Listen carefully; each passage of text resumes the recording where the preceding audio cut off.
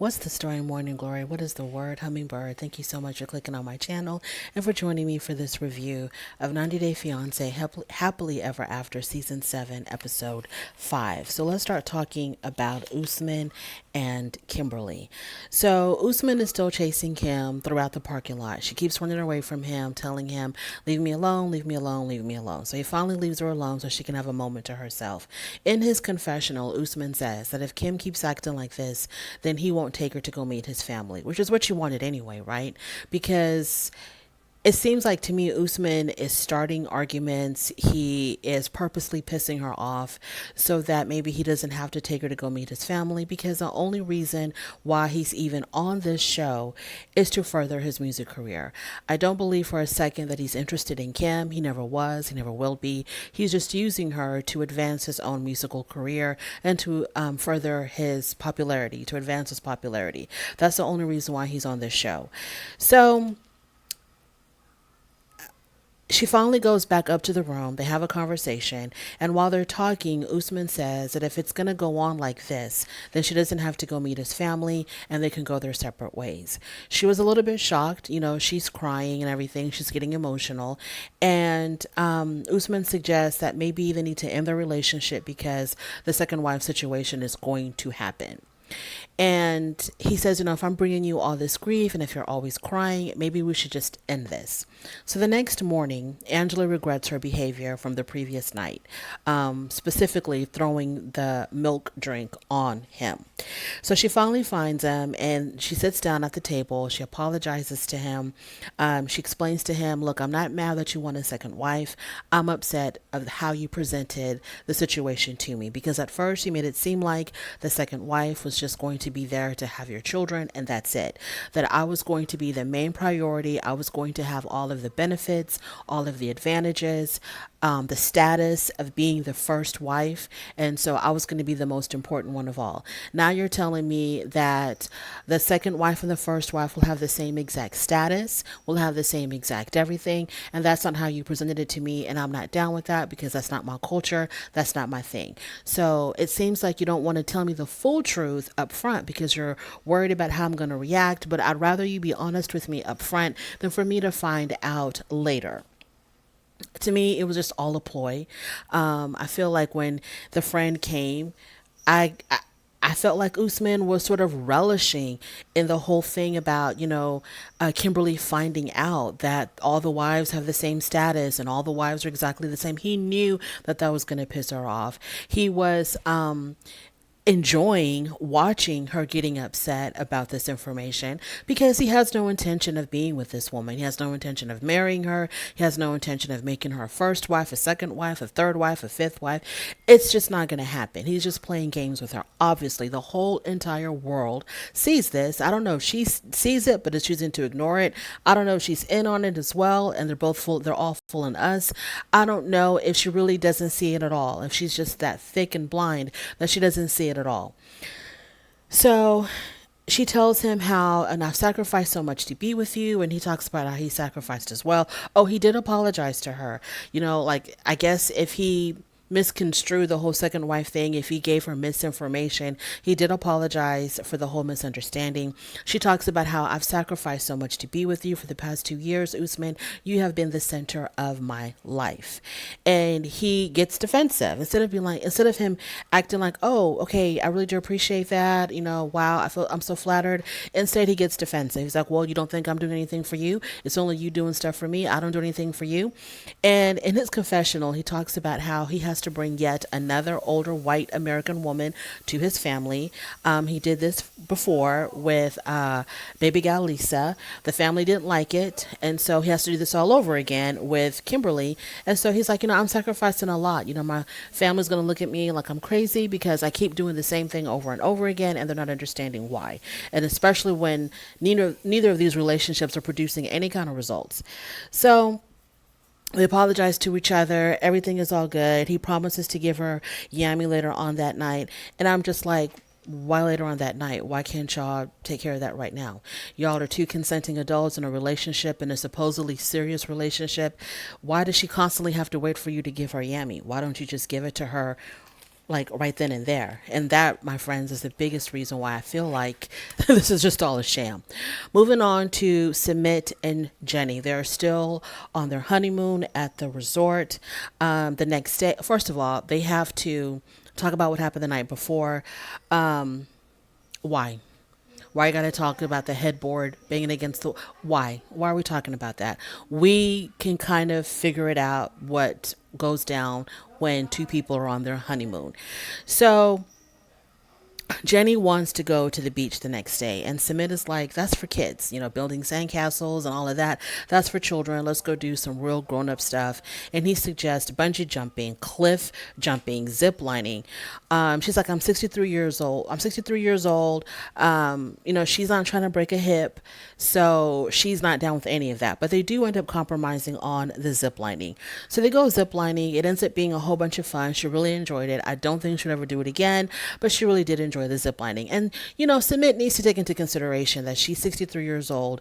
Her bones are not what they used to be, and you cannot be doing all that crazy stuff. I'm not saying that people who are 63 can only sit in a rocking chair and just knit, but we need to take into consider. Let's just try to do fun, adventurous things, but let's also try to stay safe. So after the ziplining thing, Submit wants some more adventure. He's not done yet. He's an adrenaline junkie, and so he suggests to her to take a Kama Sutra class. What are you really trying to say, Submit? What are you really trying to say without actually saying it? So he wants to go take a Kama Sutra class with her, and she's like, hell no, I'm not doing that. She says, we are just fine. I'm satisfied. You're satisfied. We're not doing that. We don't need that. He keeps on pushing it. He's like, yes, we should do this. It's a way for us to connect. It's a way for us to bond better. It'll make everything a lot more enjoyable. Once again, Submit, what are you really saying? Talk to us. It's okay. Just tell us. Just tell us what you really want to say. Tell us exactly what's on your damn mind, because I'm interested in that. So she's like, no, we're fine. And so then he relents, and he doesn't talk about it anymore. They go to a religious ceremony at the Ganges River. The Ganges River is very sacred in India, and so there's this religious ceremony that takes place. They participate in it, and this is when Jenny brings up moving to America. She says, now that we're married, we can move to America on a spousal visa. Submit doesn't like the idea. He's not that crazy about it. Submit says in his confessional that if he moves to America, he will lose his family for good. Jenny, to me, I feel like Jenny just wants to move him away from his family, obviously. And she's just probably over India. She's over having to share her man with his family, more specifically with his mother. She's done with all of that. So she wants to have a fresh new start in America. She tells him, I want you to see how I live. And she says, in America, we don't have to worry about what other people think, including our family. We're gonna be able to live our life the way we want to live our life, and do our own thing. He's not too keen about it. He's not enthusiastic about it at all. Jenny says that Submit will never make her a priority over his own parents. Yeah, Jenny, that's about right. You're about right. Yeah, exactly. Something tells me that he might end up moving to America with her. I don't know. I feel like he will. He's probably going to put up a fight, and they're probably going to yell and scream at each other about it. But I think eventually he's going to give in, and I think that they're going to end up doing it. They're going to probably have to compromise in some way where he can visit his family maybe several times a year after he gets his citizenship in America. But I have a feeling he's going to end up moving to America. Let's move on to Jovi and Yara. So at the time that they were recording this show, at that time, that's when Russia had invaded Ukraine. Yara is extremely worried about her friends and her relatives. Her mother is safe in the Czech Republic, but she does have family members who are still in Ukraine. During the day, they're hiding in the bathroom, I guess, from the bombs and the soldiers. At night, they are underground. So this is a real deal Holyfield. This is a real war taking place. People are losing their lives. It's a very, very serious matter. So Yara is just not sleeping, not eating, extremely worried about her people in the Ukraine. There's not enough food, not enough gas, not enough water. There are long, long, long lines for food. Nobody can leave Ukraine. It's a very horrible and scary situation. Yara and Jovi end up going to speak with an attorney about bringing Yara's family to the United States. The lawyer says that because Yara has her green card, that she's able to apply for her immediate family to move to the United States. And that's exactly what she wants to do. So Yara and Jovi are having a conversation about that. And Jovi seemed very skeptical about bringing her family over. I'm assuming it's because he's thinking about, wow, I'm going to have a whole lot more people to support because they're not going to be able to work, etc. Yara says, well, I have my green card. I can definitely go to work. Instead of spending money on bags, if I can spend money on bags, I can spend money on saving my family's life. So for Yara, it's a dire situation. And I don't know how I felt about Jovi, kind of like, being really hesitant about bringing her family over. I think that they both made really good points. I think that obviously she wants to bring her family to safety. Nobody can argue against that. And Jovi being concerned about having to support so many extra people. And Jovi seems like Jovi to me, it seems like the kind of guy that he really misses his premarital days. I think he feels like, I mean, he loves his daughter to death. We all know that. It's obvious that he really loves his daughter. But I think that if Jovi could have like rewind the hands of time, I think he really would have. And I think he would definitely have gone back to his premarital days. Maybe even his pre-Yara days. I don't know. I just feel like Jovi misses his bachelor days. Like he misses all of that. And now, okay, he got married, he had a kid, he can deal with that because they can still kind of have fun together, him and his wife. But now you're talking about bringing her whole family here. That's really going to cramp his style. And I feel like Jovi is just like, okay, y'all are really pushing it. Okay, y'all want to be married with a kid. I gave you that. Now you're talking about me taking care of your whole family. I don't know about that. That's the feeling that I get from Jovi. Obviously, Yara wants to bring her family over to keep them safe. So to her, it's not even worth discussing. It's not worth arguing about. This is what it needs to be. She also talks about going to the Ukraine to see her family. And Jovi's like, no, he thinks that right now Yara is in a very heightened emotional state and that she's not thinking clearly. So for her to go to a war zone with her daughter, I don't know if she wants to go to Ukraine or if she just wants to go to the Czech Republic with her mom and then go to the Ukraine. I'm not sure, but she definitely wants to go see her mom in the Czech Republic. And I'm just not really clear on whether or not she still wanted to go into Ukraine because I just can't imagine why she would want to go to a country that's in the middle of a war.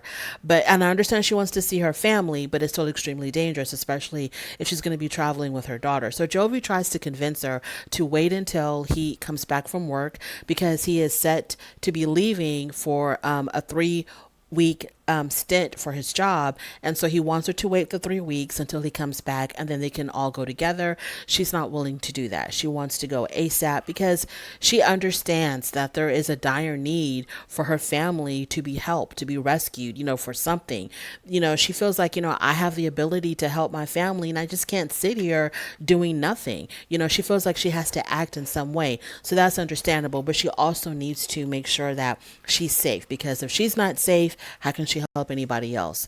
Moving on to Angela. Angela's getting ready to go to Nigeria because she wants to check on Michael's phone. She wants to go all the way to Nigeria to look at his phone, to check his phone. Okay.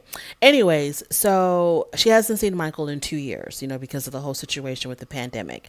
Michael had messaged her. So she's talking to her friend, right? I forgot her friend's name, but she's talking to her friend about this trip to Nigeria. And while she's having a conversation with her friend, Michael is messaging her, talking about he wants his $5,000 if she wants him to take down his Instagram. And this is just so bizarre to me. This is just so bizarre to me that he wants $5,000 to take down his social media. I just, like, why would he think that she would do that? Why would he think that Angela would do that? She does want that Instagram taken down, but I don't think it's worth $5,000 to her. So So she tells her friend that, Michael has no idea that I'm going to Nigeria. So the friend is shocked. So she's like, we're going to be going to Nigeria, and the person that you're going to go see doesn't even know that we're arriving there. And Angela's like, yeah, I'm not going to tell him because I want to catch him off guard. Because if I do this surprise visit, this pop up, then he's not going to have time to delete anything on his phone. Because the first thing that I'm going to do when I get there is I'm going to demand to see his damn phone. So yeah, that's what she wants to do. She says that if Michael is scamming her, she is going straight to Canada to go see her TikTok boo. She's going straight to Canada. She's not passing go. She's not collecting $200. She's going straight to Canada to be with her other man. And she says that under Nigerian law, and she had this book or this pamphlet or something about Nigerian law. I don't know what it was, but she says under Nigerian law, when you're married, everything that your spouse owns is yours and vice versa. So she's like, well, the phone is mine. So I should have no problem going there to go get this damn phone. What surprises me is that Angela is actually like crying real tears over this man. And I'm like, Angela, are you serious? This is like a real relationship to you? Okay, girl. Whatevs. Yeah, I'm not buying this whole Angela. I never bought this whole Angela Michael thing. The whole thing to me was just silly and ridiculous, but I guess to her it's real. Moving on to Andre and Libby. So the sisters tell Libby that they changed their mind and they plan on going to their mother's birthday party. And Libby is like, I thought we all had an agreement that we would not go as long as Charlie was going to be there. The sisters are like, you know what? We're going. We're going to be there for our mom. This is what our mom wants, so we're going. Libby is still standing by the whole thing about not showing up as long as Charlie's going to be there. She's not going to go. The sisters talk about how it seems like Andre is alienating you from your family, and we have this like real fear that he's going to keep you and Ellie away from us forever. That's what we're really worried about. And I don't know if Libby cares. I don't think if Libby is listening. Sometimes I wonder if Libby is actually being brainwashed by Andre, because Andre is a lot. He is a lot to handle.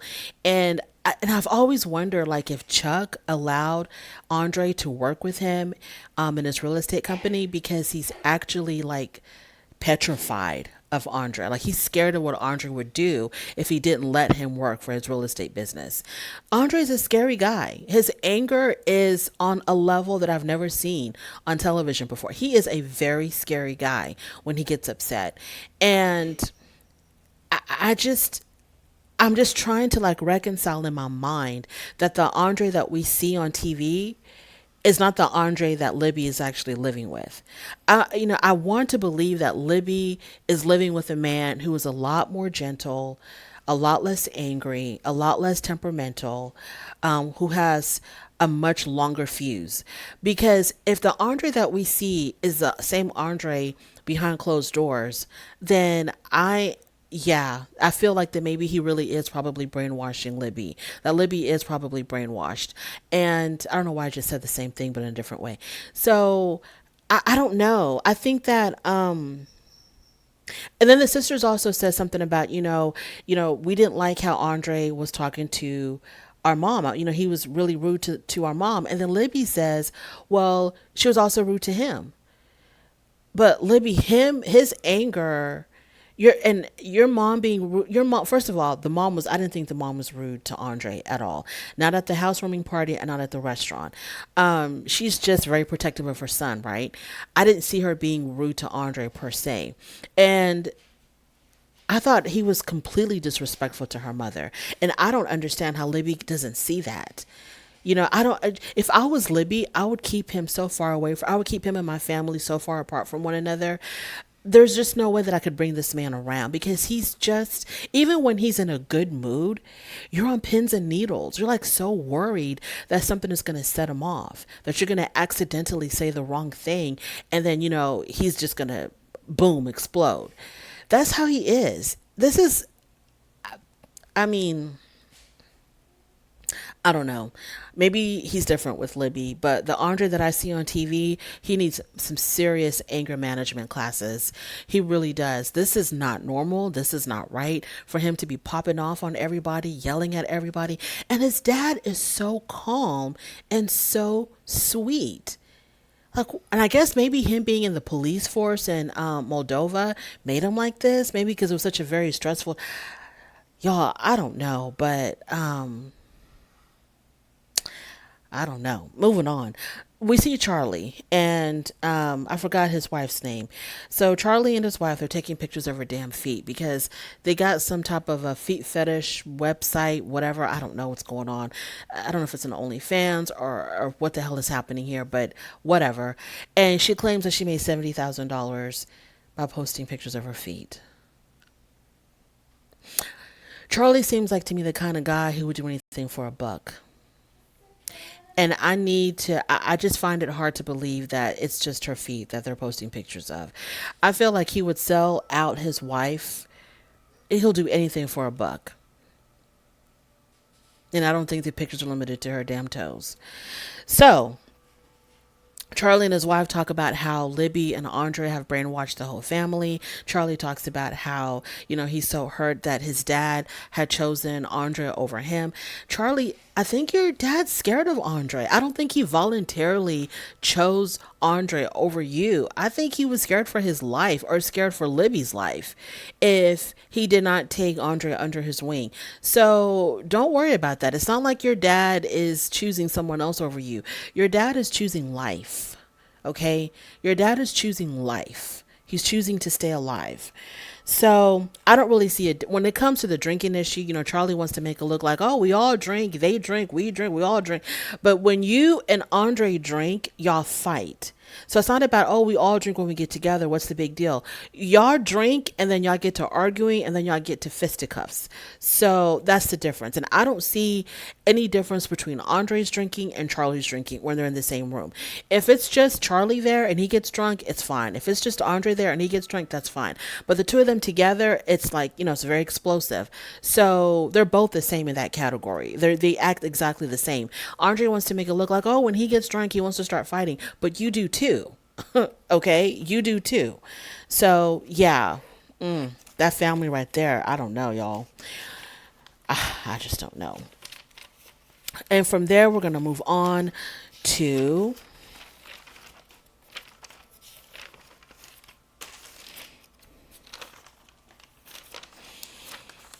Ed and Liz.